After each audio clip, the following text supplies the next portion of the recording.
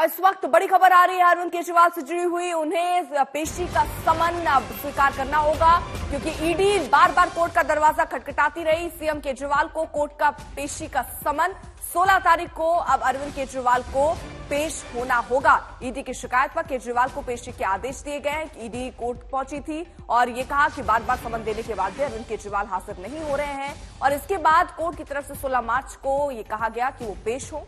अब अरविंद केजरीवाल को 16 मार्च को पूछताछ के लिए पेश होना होगा। इससे पहले ईडी ने कई समन भेजे।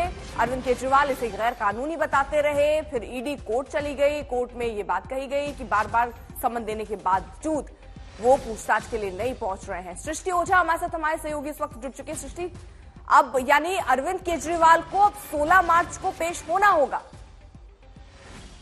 जी बिल्कुल, अरविंद केजरीवाल को आज कोर्ट ने फिर से समन किया है। ईडी की जो दूसरी कंप्लेंट ईडी ने फाइल करी है, ये कहते हुए कि बार बार समन किए जाने के बावजूद जो अरविंद केजरीवाल हैं वो इन्फोर्समेंट डायरेक्टरेट के सामने अपीयर नहीं हो रहे हैं इन्वेस्टिगेशन के लिए।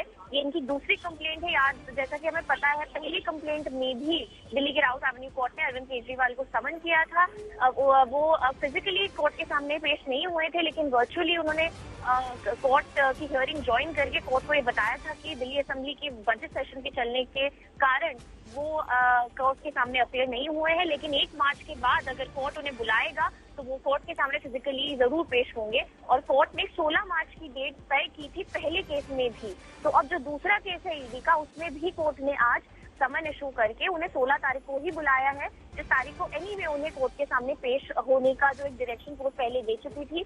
अरविंद केजरीवाल ने कोर्ट को ये आश्वासन भी दिया था कि वो 16 मार्च को जो कोर्ट की अगली हियरिंग है उसमें कोर्ट के सामने फिजिकली जरूर पेश होंगे।